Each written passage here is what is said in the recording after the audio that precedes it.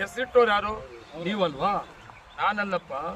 ನೀವೇ ತೀರ್ಮಾನ ತಗೊಂಡು ನಿಮ್ಮ ಪ್ರಾಧಿಕಾರ 10 ಕೋಟಿಯಲ್ಲಿ ಮಾಡೋದು ತೀರ್ಮಾನ ತಗೊಂಡಿದ್ರೆ ಆಮೇಲೆ ನಾನು ತಗೊಂಡಿದ್ದು. ಹೌದು, ಒಳ್ಳೆ ಉದ್ದೇಶಕ್ಕೆ ತೀರ್ಮಾನ ತಗೊಂಡಿದ್ದೆ, ಇವ್ರ ಕೈ ಮಾಡೋಕ್ಕಾಗಲಿಲ್ಲ. ಅದನ್ನು ನಾನು ಇನ್ನು ಯಾವ ರೀತಿ ಮಾಡ್ಬೋದು ಅಂತೇಳಿ ನನ್ನದೇ ಆದ ಒಂದು ಪ್ಲಾನ್ ತಗೊಂಡು ನಮ್ಮ ಅಧಿಕಾರಿಗಳು ಒಂದು DPR ರೆಡಿಯನ್ನು ಮಾಡಿಸಿ ಅದ್ರ ಪ್ರಕಾರ ಪ್ರಾರಂಭ ಮಾಡಿದ್ವಿ. ನೀವು ಯಾಕೆ ಮಾಡಿಲ್ಲ? ಹೇಳ್ರಿ ಸಾರ್ವಜನಿಕರಿಗೆ, ನೀನೇನೇನು ಮಾಡಿದ್ರೆ ಲೆಕ್ಕ ಕೊಡಪ್ಪ. ನಾನು ಲೆಕ್ಕ ಕೊಡ್ತೀನಪ್ಪ. ನಮ್ಮ ಸರ್ಕಾರ ಬಂದಮೇಲೆ, ನಮ್ಮ ಪ್ರಾಧಿಕಾರ ಬಂದಮೇಲೆ ಇವತ್ತಿಂತ ಕೆಲಸವನ್ನ ಪ್ರಾರಂಭ ಮಾಡೋದು ಜೊತೆಗೆ ಪಾರ್ಕ್ ಡೆವಲಪ್ ಮಾಡ್ತಾ ಇದ್ವಿ. ಪುರಸಭೆಗೆ, ನಮ್ಮ ಪುರಸಭೆಗೆ ಪ್ರಾಧಿಕಾರ ದುಡ್ಡು ಕೊಡಿಸ್ತಾ ಇದ್ವಿ. ಈಗ ಎರಗೋಳು ನೀರು ಬಂದಿದೆ. ಎರಗೋಳು ಈಗಾಗಲೇ ನಮಗೆ 2 MLD ಬರ್ತಾ ಇದೆ, 2 MLD ಬರ್ತಾ ಇತ್ತು ಎರಗೋಳು ನೀರು. ನಮ್ಮ ಪಾಪ ಸನ್ಮಾನ್ಯ ನಮ್ಮ DC ಜಿಲ್ಲಾಧಿಕಾರಿ ರವಿ ಅವರು ಮೊನ್ನೆ ಒಂದು ಸಭೆ ಮಾಡಿ ಎರಗೋಳಿಂದ ಇನ್ನು ಹೆಚ್ಚಿಗೆ ನೀರು ತೆಗಿಬೋದು, ಅಲ್ಲಿ ನೀರಿದೆ, ಹೆಚ್ಚಿಗೆ ನೀರು ಕೊಡಬೇಕು ಅಂತೇಳಿ ಅದಕ್ಕೊಂದು ಪ್ಲಾನನ್ನು ಮಾಡಿಕೊಂಡು ಇವತ್ತು ನಮಗೆ 3 MLD ಹೆಚ್ಚಿಗೆ ನೀರು ಮಾಡಿದ್ದಾರೆ. ಒಟ್ಟು 5 MLD ಇವತ್ತು ಮಾಲೂರಿಗೆ ಬರ್ತಾ ಇದೆ. ಜಿಲ್ಲಾಧಿಕಾರಿಗಳು ಸಹಕಾರದಿಂದ ಯಾವ ಅಧಿಕಾರಿ, ಯಾವ ಜನಪ್ರತಿನಿಧಿ ಒಳ್ಳೆ ಕೆಲಸ ಮಾಡಿದ್ರೆ ನಂಬಿಕೆ ಹೋಗಲೇಬೇಕಲ್ಲ. 5 MLD ನೀರು ಯಾವಾಗ ಮಾಲೂರಿಗೆ ಬಂತೋ ಆ ನೀರನ್ನು ಇನ್ನೂ ವಾರ್ಡ್ಗಳಿಗೆ ಕೊಡ್ಬೋದು ಹೆಚ್ಚಿಗೆ. ಇವಾಗ ಪೈಪ್ಲೈನ್ ಬೇಕು ನಮ್ಗೆ. ಆ ಪೈಪ್ಲೈನ್ ಮಾಡಬೇಕಂದ್ರೆ ಪುರಸಭೆ ದುಡ್ಡಿಲ್ಲ. ಪ್ರಾಧಿಕಾರದ 90 ಲಕ್ಷ ಕೊಡ್ಸಿದ್ದೀನಿ. ಏನಕ್ಕೆ? ಎರಗೋಳು ನೀರನ್ನು ವಾರ್ಡ್ಗಳಿಗೆ ಪೈಪ್ಲೈನ್ ಕಲೆಕ್ಷನ್ ಮಾಡೋದು ನಮ್ಮದೇ ಒಂಥರ ಅಜೆಂಡಾ ಇದೆ. ಯಾಕಂದರೆ ನಾವು ಮಾಲೂರು ತಾಲೂಕಲ್ಲಿ ಹುಟ್ಟಿದ್ದೀವಿ. ನಾವು ನಮ್ಮ ತಾಲೂಕಿನ ಜನ ಅವಕಾಶ ಮಾಡಿಕೊಟ್ಟಿದ್ದಾರೆ. ಎಲ್ಲೆಲ್ಲಿ ಯಾವ ಮೂಲೆಯಲ್ಲಿ ಡೆವಲಪ್ಮೆಂಟ್ಸ್ ಮಾಡಬೇಕು, ಯಾವ್ದಾವ್ದು ತಗೊಂಬಂದು ಎಲ್ಲೆಲ್ಲಿ ಡೆವಲಪ್ ಮಾಡಬೇಕು ಅನ್ನೋದು ನಮ್ಗೆ ಗೊತ್ತಿದೆ. ನಿನಗೇನಪ್ಪ ಗೊತ್ತಿದೆಯಾ? ಅವ್ರು ಯಾರೋ ಬೆಂಗಳೂರಿಂದ ಬಂದು ಒಂದು ಸ್ಟೇಟ್ಮೆಂಟ್ ಕೊಡ್ತಾರೆ. ನಿನಗೂ ಈ ಮಾಲೂರು ತಾಲೂಕಿಗೆ ನಿನಗೆ ಓಟ್ ಹಾಕ್ಬಿಟ್ಟವ್ರು ಅಂತ ಹೇಳ್ಕೊಂತೀಯಪ್ಪ. ಹಾಕಿದ ಕಾರಣ ಬೇರೆ. ನಾನು MLA ಆಗಿದ್ದೀನಿ. ಎಷ್ಟು ಓಟಲ್ಲಿ ಗೆದ್ದಿದ್ದೇನೆ ಅಂತಲ್ಲ, ನಾನು MLA ಸ್ಥಳೀಕ. ಎಲ್ಲಿ ಏನು ಪ್ರಾಬ್ಲಮ್ ಅಂತ ಗೊತ್ತಿದೆ ನನಗೆ. ಪ್ರಾಬ್ಲಮ್ ಇದೆ, ನಿನಗೆ ಗೊತ್ತಾ? ಇದೆಲ್ಲ ಏನೂ ಗೊತ್ತಿಲ್ಲದೆ ಏನನ್ನೋ ಸ್ಟೇಟ್ಮೆಂಟ್ಗಳು ಕೊಡೋದು, ನಾವು ಅದಕ್ಕೆ ತಲೆ ಕೆಸರಕ್ಕಾಗಲ್ಲ. ನಮ್ಮದು ಒಂದೇ ಒಂದು, ಯಾವ ಇಲಾಖೆ ಅಂತ ಯಾವ ರೀತಿ ಗ್ರಾಂಟನ್ನು ತರಬೇಕು, ಮಾಲೂರು ತಾಲೂಕಿನ ಡೆವಲಪ್ಮೆಂಟ್ ಮಾಡಬೇಕು ನನಗೆ ಗೊತ್ತಿದೆ. ಅದರಿಂದ ಅಲ್ವಾ ನೀವು ಬಸ್ ಸ್ಟ್ಯಾಂಡ್ ಹೆಂಗೆ ಬಂತು? 21 ಕೋಟಿ ನೀವ್ಯಾರು ಮಾಡಬೇಕಾಗಿತ್ತು BJP ಗೌರ್ಮೆಂಟ್ ಇದ್ದಾಗ. ಕೃಷ್ಣೇಶ್ ಶೆಟ್ಟರು ಕೂಡ 2 ಸಾರಿ ಮಂತ್ರಿ ಮತ್ತು ಸರ್ಕಾರ MLA ಕೂಡ ಮಾಡಿದ್ರೆ ಬೇಡ ಅಂತ ಇದ್ದ. ಮಂಜುನಾಥ್ ಗೌಡರು MLA ಆಗಿದ್ರು, ಬೇಡ ಅಂತ ಇದ್ದ. ಮಾಡೋಕ್ಕಾಗಲಿಲ್ಲ ನಿಮ್ಮ ಕೈಯಲ್ಲಿ. ನಾನು ಸಿಕ್ತು ಸರ್ಕಾರ ಇದ್ದಿದ್ದರಿಂದ ಇವತ್ತು 21 ಕೋಟಿ ಟೆಂಡರ್ ಆಗಿದೆ. ಇವತ್ತು ನೋಟಿಫಿಕೇಶನ್ ಆಗಿದೆ. ಮತ್ತು ರಂಗಮಂದಿರ ಯಾವಾಗಲೂ ಸನ್ಮಾನ ಕೃಷ್ಣೇಶ್ ಶೆಟ್ಟರು ಪ್ರಾರಂಭ ಮಾಡಿದ್ದಂತೆ. ಆ ಒಳಗಡೆ ಹೋಗೋಕ್ಕಾಗ್ತಿಲ್ಲ, ಎಲ್ಲ ಟಿಪ್ಪಣಿಗಳು. ಅದು ಸರಿ ಮಾಡೋಂಥ ಕೆಲಸ ಯಾರು ಮಾಡಲಿಲ್ಲ. ನಂಜೇಗೌಡ ಬೇಕಾಗಿತ್ತಾ? ಕಾಂಗ್ರೆಸ್ ಸರ್ಕಾರ ಬೇಕಾಗಿತ್ತಾ? ಇವತ್ತು ಸುಮಾರು 1.25 ಕೋಟಿಯಲ್ಲಿ ಇವತ್ತು ನೋಟಿಫಿಕೇಶನ್ ಆಗಿದೆ. ಏನು ರಂಗಮಂದಿರ ಮತ್ತು ನಾವು ಒಳಗಡೆ ಏನೇನು ಮಾಡಬೇಕು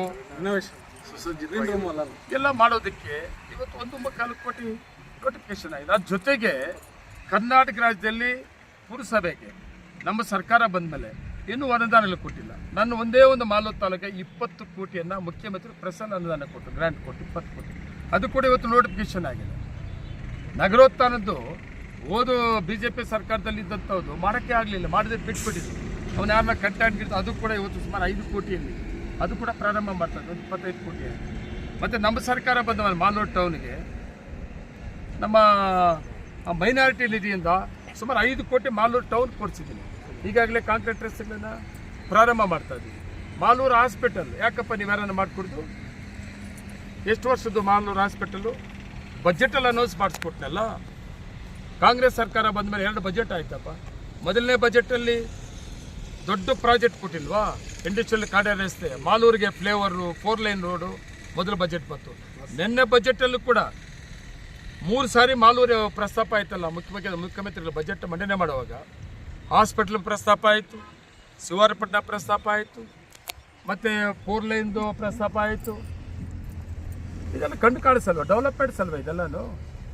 ಇನ್ನೂ ಇಷ್ಟೇ ಅಲ್ಲ, ಈ 1-2 ಬಜೆಟ್ ಆಗಿದೆ, 3-4 ಬಜೆಟ್ಗಳ ಮಾಲೂರು ನಂದು ಒಂದೇ ಟಾರ್ಗೆಟ್. ನಾನು ಗುರಿ ಸಿಕ್ಕಂಥ ಅವಕಾಶ ಸ್ಥಳೀಕರು ಅಂತೇಳಿ ನಮ್ಮ ನಂಜೇಗೌಡರು ಅಂತೇಳಿ ಮಾಲೂರು ತಾಲೂಕಲ್ಲಿ ಏನು ಅವಕಾಶ ಮಾಡಿಕೊಟ್ಟಿದ್ದಾರೆ, ಆ ನಂಬಿಕೆಯನ್ನು ಉಳಿಸ್ಕೊಂಡಂಥ ಅವಕಾಶ ಸರ್ಕಾರ ಇರೋದ್ರಿಂದ ನಂದು ಒಂದೇ ಒಂದು ಅಜೆಂಡಾ, ಮಾಲೂರು ತಾಲೂಕು ಡೆವಲಪ್ಮೆಂಟ್ಸ್ ಅಷ್ಟೇ. ಈ ಟಿಪ್ಪಣಿಗಳು ಅದಕ್ಕೆ ಭಯ ಬೀಳಲ್ಲ. ಆಯ್ತು, ಎನ್ಕ್ವೈರಿ ಮಾಡಿಸ್ರಿ, ಯಾರು ಬರ್ತಾರೆ ಎನ್ಕ್ವೈರಿ ಮಾಡಬಾರ್ದು ಮಾಡಿರುತ್ತಾನೆ. ಇವತ್ತು ಮಾಲೂರು ತಾಲೂಕು ಏನು ಡೆವಲಪ್ ಕೆರೆದು ಮಾತಾಡೋಕೆ ಹೋಗ್ತಾರೆ, ತಗೊಳಪ್ಪ ನೀನು. ನನ್ನ ಕೇಳ್ರಿ ಡೀಟೇಲ್ಸ್ ತಗೊಂಡ್ರು. ಅದಕ್ಕೆ ನಾನು ಏನು ಹೇಳ್ತಾ ಇದ್ದೀನಿ, ಸಾರ್ವಜನಿಕರು ಎಲ್ಲರೂ ಗೊತ್ತಾಗುವ ರೀತಿ ಇಲ್ಲೊಂದು ನಮ್ಮ ಒಂದು ಟೋಟಲ್ ಪ್ರಾಜೆಕ್ಟ್ DPR ಏನಿದೆ, DPR ಪ್ರಕಾರ ಟೋಟಲ್ ಪ್ರಾಜೆಕ್ಟ್, ಆ ಪ್ರಾಜೆಕ್ಟ್ ಪ್ರಕಾರನೂ ಯಾವ ಯಾವ ಹಂತದಲ್ಲಿ ಯಾವ ಅನುದಾನಗಳಲ್ಲಿ ಈ ಕೆರೆಯನ್ನು ಅಭಿವೃದ್ಧಿ ಮಾಡ್ತಾ ಇದ್ದು ಡೀಟೇಲ್ಸ್ ಹಾಕ್ಬಿಟ್ಟಿದೆ. ಪಾಪ ಅವರು ನಮಗೆ ಅವ್ರು ಮಾತಾಡಿದ್ದಕ್ಕೆ ನಮ್ಗೆ ನೋಡಿ, ನಮಗೂ ಈ ವಿರೋಧ ಪಕ್ಷದವ್ರು ಇರಬೇಕು ಅನ್ನೋದು ಇದಕ್ಕೇನಪ್ಪ, ಈ ಟೀಕೆ ಟಿಪ್ಪಣಿ ಮಾಡಿದಾಗ ಹುಷಾರಾಗ್ಬಿಡೋದು ನಾವು ನೋಡಿ. ಅವ್ರು ಹೇಳಿದೆ ಇದ್ದಿದ್ರೆ ಅದು ಮಾಡ್ತಾ ಇರಲಿಲ್ಲ.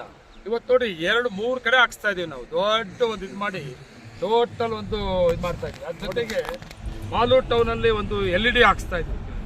ಮಾಲೂರು ತಾಲೂಕಿನ ಡೆವಲಪ್ಮೆಂಟ್ ಸೇನೆಯನ್ನು, ಪುರಸಭೆ ಡೆವಲಪ್ಮೆಂಟ್ ಸೇನೆಯನ್ನು LED ಇಲ್ಲಿ ಪ್ರತಿ ದಿವಸ ಬರ್ತಾರೆ. ಮಾಹಿತಿ ನಮ್ಮ ಸಾಲ ಜನಕ್ಕೆ ಕೊಡಬೇಕು, ಯಾರು ಮುಚ್ಚುಮರೆಯಲ್ಲ. ಇದೆಲ್ಲ ಓಪನ್ ನಾವು ಎಲ್ಲ ಜನಗಳಿಗೆ ತಿಳಿಸೋ ರೀತಿಯಲ್ಲಿ ಕೆಲಸವನ್ನು ಮಾಡ್ತಾ ಇದ್ದೀವಿ. ಮುಂದಿನ ದಿನಗಳಲ್ಲಿ ಇನ್ನೂ ಒಳ್ಳೆ ಅವಕಾಶ ಮಾಲೂರು ತಾಲೂಕು ಬರ್ತದೆ. ಆಪೋಸಿಟ್ ಅವ್ರನ್ನ ಮಾಲೂರು ತಾಲೂಕಿನ ಜನ ತಿರಸ್ಕರಿಸ್ತಾರೆ. ಮತ್ತು ನಾನು ಮಾತಾಡೋಕ್ಕೆ ಹೋಗಿದ್ದೆಲ್ಲ ಜನನೇ ಪಕ್ಷಾತೀತವಾಗಿ ಮಾಲೂರು ತಾಲೂಕಲ್ಲಿ ಈ ನಂಜೇಗೌಡರು ಬೇಕಪ್ಪ, ಒಳ್ಳೆ ಕೆಲಸ ಮಾಡೋದ್ರ ಜೊತೆಗೆ ಇನ್ನೊಂದು ನಂಬಿಕೆ ಇಟ್ಕೊಂಡವ್ರೆ. ಹೌದು, ಪ್ರತಿದಿನ ಜನಕ್ಕೆ ಕೈಗೆ ಸಿಗ್ತಾನೆ ಅಂತ. ನಾನು ಪ್ರತಿದಿನ ನನ್ನ ತಾಲೂಕಿನ ಜನಕ್ಕೆ ಕೈಗೆ ಸಿಗ್ತೀನಿ. ನಾನು ಬೆಂಗಳೂರವ್ರ ಕೈಗೆ ಇಲ್ಲ ಹೊಸಕೋಟೆಯವ್ರ ಕೈಗೆ ಸಿಕ್ಕಲ್ಲ. ನಾನು ನನ್ನ ತಾಲೂಕಿನ ಜನಕ್ಕೆ ಸಿಗ್ತೀನಿ, ಅವ್ರ ಕಷ್ಟ ಸುಖದಲ್ಲಿ ಭಾಗಿಯಾಗ್ತೀನಿ. ಸರ್ಕಾರ ಇದೆ, ವಿಶೇಷ ಅನುದಾನ ತರ್ತೀನಿ. ಯಾವ ಮೂಲೆಯಲ್ಲಿ ಏನೇನು ಆಗಬೇಕು.